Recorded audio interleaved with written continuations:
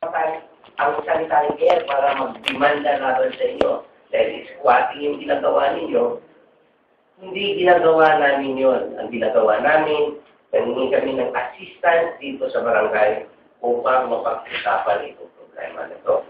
In fact, malinaw doon sa reklamo namin na kahit walang obligasyon ang sanitary care para bayaran kayo, ngunit merong offer na bayaran yung first 6. Sino ba yung first 6?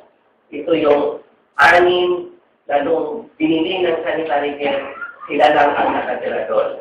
Nagbigay na ng warning na huwag na magpatira ng iba, ngunit may tumira.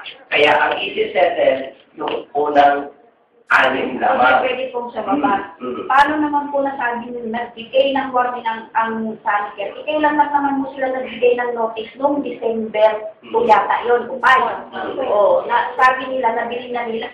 Eh, samantalang nung ang dami nang nakatayong bahay dyan, wala ko silang binibigay na notice kahit isa. Hindi ko na kung alam niyo, sa totoo lang, kumbaga, hindi talaga obligado ang sanitary care para ipaalam sa inyo na, hoy, huwag niyong iswatin yung lupang yan. Dahil kayo mismo, alam ninyo na hindi sa inyo yung lupang yon at alam din ninyo na private property yun. Kahit sa tao, paano naman kung masasabing ulit, samantalang marami na silang nakitang nakatayong bahay dyan. Bakit pa bibili ng sanitary? Saka sana yung may-ari o kung sino man mo ang may-ari, dapat kung ibebenta niya mo sana yung lupa, dapat kinausap po kami. Pwede naman po kami kausapin. Paano naman mo kami? Ganito po yun. Walang obligasyon po ang may-ari para kausapin kayo. Dahil siya ang may-ari dyan, meron siyang karapatan para ibenta yan kahit kanino. Wala siyang pwedeng hingian ng palintulot dahil siya ang may-ari. Baliktad yata. Andun na nga po. Kayo na nga nakikinabang sa lupang iyon, privado yun, at gusto nyo pa na bago ibenta yung property na yun, magpaalam muna sa inyo. Para walang kayo na ang may-ari. December 10 po, 2010. Wala ko po naman. Titulado yung lupang yan. Hindi porket ini-squat ninyo, tinitirahan ninyo ang lupa, ang santripadong lupa, ay tinanggalan na ninyo ng karapatan ang may-ari upang ibenta yung lupa nyo. In fact, pwede namin itulog kaagad ito sa hukuman. Pwede kami mag-file kaagad ng ejectment case upang parisin kayo sa pamagitan ng hukuman natin. Pero umahanap pa kami ng paraan para pag-usapan natin ito at makakuha tayo. Magkaroon tayo ng agreement o kasunduan para hindi na tayo pupunta sa korte. Pero kung ayaw ninyong magpa-areglo, ito nga ang objective namin, ito yung purpose namin kung bakit lumulong kami sa barangay, then magpilitan kami lumulong sa hukuman. At pwede kayong magtanong sa abogado kung meron ba kayong karapatan dyan sa lupa niya. Pwede niyo isang gulo sa abogado. Oo, kikita yung abogado. Ngunit sa bandang muli, walang magawa ang abogado dahil ang lupang yan is private property na titulado.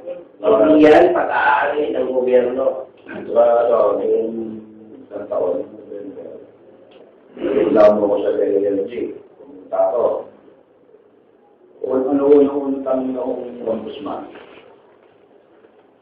Sa iba-iba ko niya. Pero sabi ng ombudsman, gusto ko lang ako. Wala. Pinagkaya lang ang natin na. Tinanong, hindi pa niya. Wala masabi. Alam niyo kung magdimandahan kayo, simple lang naman sasabihin ng korte. Sino ba ako? Ano ba itong lupa nito? Pag ang sagot, private property, ang sunod na tatanungin ng, ang sunod na gawin ng hukuman ng korte, tatanungin, sino ang may-ari? Pag sasagutin mo, kami ang may-ari. Ang next na tanong, meron ba kayong titulo? Meron po. O, pakita ninyo titulo. Ito po, pakita namin. Hindi naman nakapangalan sa inyo. Meron po kami dito sa iyo. Ngayon, tatanungin na naman ng korte, o kayo. Saan ba kayo nakatira? Doon po sa lupang yun. Bakit kayo nagpatayo ng bahay doon? Sa inyo ba yung lupang yun? Ang sabihin nyo, hindi po. O kung hindi sa inyo yung lupang yun, anong gagawin ng korte? Walang magawa ang korte, kundi palisin kayo. Dahil karapatan niya ng mayari. Iba sana ang sitwasyon kung ang lupang inuukupahan ninyo public property. Dahil gobyerno yan, mayroong obligasyon ang gobyerno para hanapan kayo ng relocation area. Pero hindi gobyerno yung lupang yan. Ano ba? Kaya ito, one last part. Note ang bigay ko sa inyo. Malinaw yung sinabi namin. For humanitarian considerations, nililihan namin yung sitwasyon ninyo. Kahit wala po kaming legal na obligasyon para bayaran kayo, para bigyan kayo ng financial assistance, bigyan pa namin kayo ng huling pagkakataon para mag-isip kung magkano ang hinihingi ninyo. Basta kung ang hinihingi ninyo ay hindi narito namin, ipanisyahan tayo, hindi kami magbigay ng financial assistance. Pero pag ang hiningi ninyo ay reasonable naman at kaya ng kumpanya, billing mo ang sanitary care na magbigay ng financial assistance sa inyo. Pero, ito yung pinakawan, karoon natin ito. Pag hindi tayo magkasundo dito sa barangay, mapilitan kami dalhin ito sa pinito sa korte. At pag pupunta tayo sa korte, tandaan ninyo, gagastos na kayo. Kami rin gagastos. Bandang muli, sinabi ko na sa inyo, hindi kayo mananalo. Ganito po, sir. Kung halimbawa na sige, payag na kami sa inyong karapatan ninyo. Kung sakasakali bang hiningi namin, okay, ano ko na yung simpleng bagay. Siyempre, pag alisin ng lugar, hindi pa yung bahay.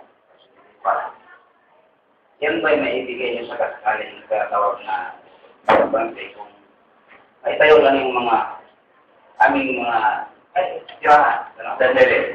Gusto kong linawin na walang obligasyon ang may-ari ng lupa para nagyan kayo ng disturbance. Wala ba kami na? Kasi gusto kong linawin sa inyo, yung iniisip ninyong disturbance compensation, applicable lang yan pag ang lupa ay agricultural. Babayaran kayo ng disturbance compensation pag tenant kayo, matagal na kayo sa lupang yon, yun, may karapatan kayong humingi ng disturbance. Pero itong lupang pinag-usapan natin, ito ay commercial industrial, hindi ito agricultural. Kaya hindi applicable dito yung obligasyon ng may-ari para bayaran kayo ng disturbance. Kaya nga ang kuha namin dito, ang tawag namin dito, humanitarian consideration. Dahil mga tao tayo, kailangan din natin intindihin yung sitwasyon. Financial assistance ang pinag-usapan nito. Voluntary ito on the part ng may-ari. Doon ba kayo? 12.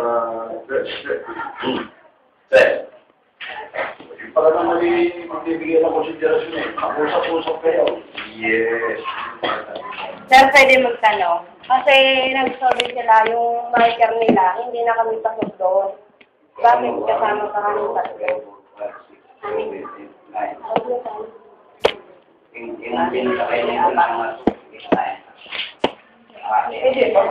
kung after ocular inspection, malalaman natin doon na nasa labas kayo ng 840.